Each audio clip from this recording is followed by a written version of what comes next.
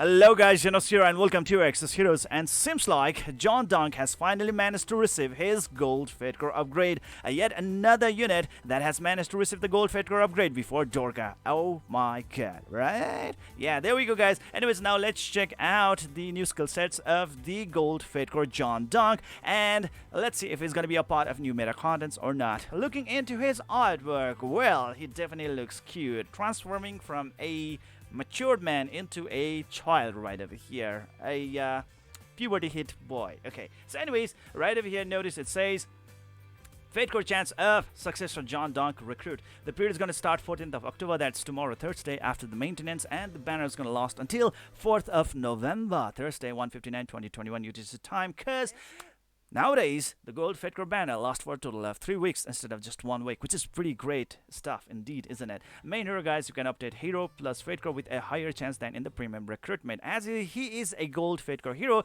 he's gonna drop at 0.5% chance from his own banner, and you are gonna be able to get him for free, or let's say pity him after 28 multi-summons in his banner. So yeah, there we go guys. Fate Core ability guys, attack is gonna be boosted by 32 points, defense by 54 points, health by 259 points, combat power by 10,800 points, which is pretty average for any Gold Fate Core hero unit out there, nothing special.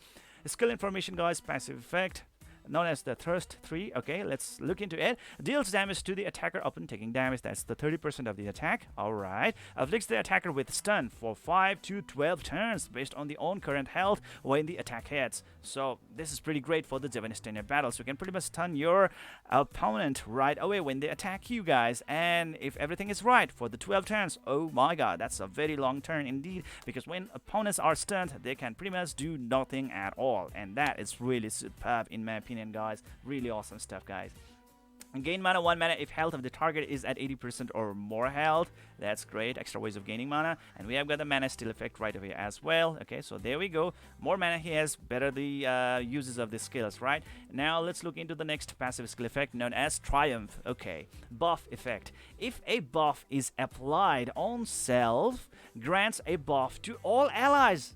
That increases attack of the target by 15% and resets own turn upon gaining 5 stacks of the buff 1 time per round, and that can be stacked up to 5 times, and that is really awesome indeed. Really good stuff guys. So all we need to do is provide a buff to our beloved childish Jon Donk, and he's gonna be providing that attack boost to like all the allies in the team. Why 15%? My god, jeez, that's really good, man. We really do love this kind of, or we really do need this kind of special effects out there in the battlefield. But it's a buff effect, so if there are like opponents like Jinai or Baelish, they can pretty much get rid of the buff right away. That's also a really big problem out here, but it actually looks pretty good on the paper. Let's see how practical it is out there once he is released. Okay, this looks really good, man. This looks really good. So definitely, he's a character that you really want to use in a very offensive team, like Lenom team. How about that? Next is going to be Fist in Water. Special effect. Grants sheer health to an ally with the highest attack in the back row, excluding self for 4 turns, and increases target's attack by 30% of own defense. My god, wow, look at that. So higher the defense, definitely more the effectiveness that he's gonna have, and 30% of attack boost to the highest attack bearing ally in the team out there in the back row. That is so good indeed. This is really awesome guys. So if you're gonna be using him in the Lenom team is the one that's gonna be taking the most advantage out of him.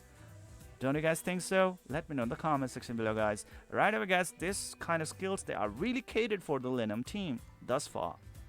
Okay, next is gonna be Bravery of the Wealthy. Special effect grants a barrier equal to 100% of own defense to all back row allies at the start of battle. That is really good stuff guys, providing a lot of extra sustenance, because first round usually decides a lot of things out there, and having a really good sustenance right off the bat from the very beginning, that's pretty awesome guys. But it is also a really good, like bait for the Fate Core Iris. Yes, Fate Core Iris can actually be a really big counter for this. Oh my god. Alright, so yeah, there we go guys. Anyways, now let's look into his fast active skill right here known as Hierarchy. Okay, it requires 3 mana, and it says self Increases own defense by 73% for 8 turns. And it feels like if you are going to be improving his defense stats real good, he's actually going to be improving the amount of defense that he's going to be boosting for himself, if I'm not wrong, okay? Next is going to be the special effect. Grants a reflect damage to self. Okay, now this is something pretty new to this thing, right? I really don't think we have really got those units that can actually reflect the damage to the opponents. Do we really have those units? Like, if we have, I have actually really forgotten. But man, reflect damage on our units. That's great. Okay, grants reflect damage to self for 7 turns if own defense is highest among all allies. Okay, that is great. Well, this is also one of the reasons why you might not really want to use him in the North One Frosty team. Even though, like, you know, there is a 100% of his own defense as a barrier to everyone, that can be a really great help in order to provide an extra sustenance for the Fedcore Valentine. But still, man, and at that time, the Fedcore Iris could be a really great counter for our team, right? In that case, I mean, like, when Fedcore Iris just, also, you know, like, takes away all the barriers, he also inflicts a very heavy debuff of the defense decrease on every one of us, and that's gonna be really bad. So instead of just improving our overall sustenance, it can actually be a really big problem. And definitely, as he needs to have the highest defense among all allies, it's definitely going to be contradicting with Shofrakin, Fedcore Schmid, and so on and on. What do you guys think? Let me know in the comment section below. Alright, and then provokes all back row enemies for 7 turns, 1 time per round. Okay, now, I love him, man. I love him. He's a tank unit, and he can actually counter with the stun effect. And on top of that one, he can provoke as well for 7 turns. Bring it on, man. It is so good indeed. 1 time per round. That is awesome. That is awesome, guys. He can provoke enemies as well, and when they are actually going to be attacking him, he is actually going to reflect the damage back to them, okay? And provoking the back row enemies, it's totally good already, because like back row enemies, they are the DPS unit. They are going to be dealing the heavy damage output out there, and when they are going to deal a lot more damage to our Jon Donk, the gold Fedcore Jon Donk, he's going to be reflecting that damage to them as well. My god, this could be really good. This could be really good, man. This is really awesome. Oh my god, this guy is a very interesting unit that you might really want to use in the Lenom team. Whereas for the other teams, I mean, like, I cannot really guarantee his overall effectiveness, okay?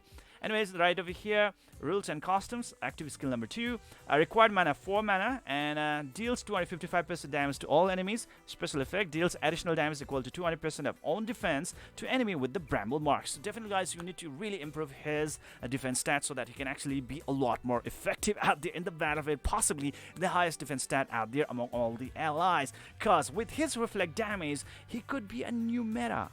He could be, okay? I'm not really becoming like super duper sure, because it's only for 7 turns, but there's still a chance. Let's see, guys. He is a very interesting unit, and I definitely wanna try him out in the battlefield. He seems to be having a really great potential, guys. What do you guys think?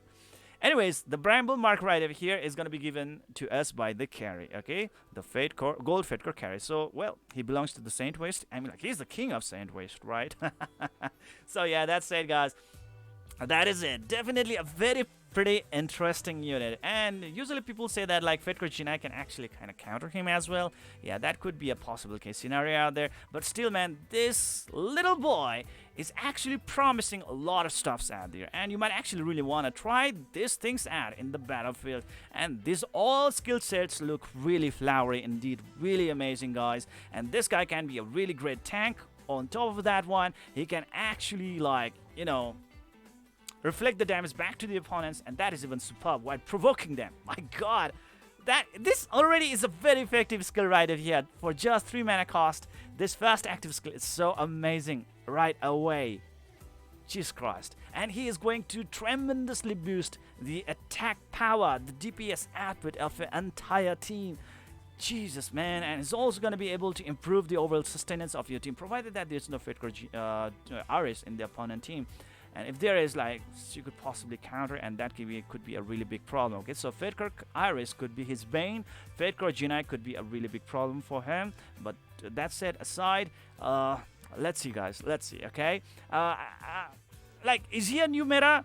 Could be. Okay. We gotta first try him out. Let's try him out, guys. Because there are so many other guys out there who are actually kind of thinking about the reflect damage. Is it a new meta? Oh well, we have to try that one out. Let's check that out later on. And well, exclusive weapon chance of Mille Flores. Does this remind you guys of something? The Nico Robin special skill, Mille Flores, man. Wow. Okay, so well, period, guys, right over here. This item right over here is totally scam. Don't try to summon for it. It's not really that different than compared to a normal fated weapon that you can easily get by summoning it in the door to creation with the help of the Relic of Dragon Dynasty. So no problem at all right over here, guys. It's just for the showcase. If you guys are a whale, then well, just go for it. That's up to you guys. But if you are a dolphin, just to save for this, okay? And if you're a free-to-play player as well, save your cess. Don't summon for this shit right over here. Okay, so yeah, that's it. That is it for today. And oh yeah, by the way, the main question: should you be really summoning for him? And then the answer is simply yes. Okay, simply yes. We really cannot take a chance on him because this guy is really amazing with these amazing skill sets right away. You are really supposed to get at least one copy. So if you actually just manage to receive his one copy, just quit the banner. He's not a general, okay? He's not a signature fated hero unit, and he's gonna be not providing any sort of advantage for the blue Fate buff or the signature force. So just one unit is total enough, okay? So once you get just one copy, quit it, okay? Call it a quit. And yeah, for that one copy, you definitely have to summon. Try to summon for him, okay? That's it. That is it for today. See you guys in the next video.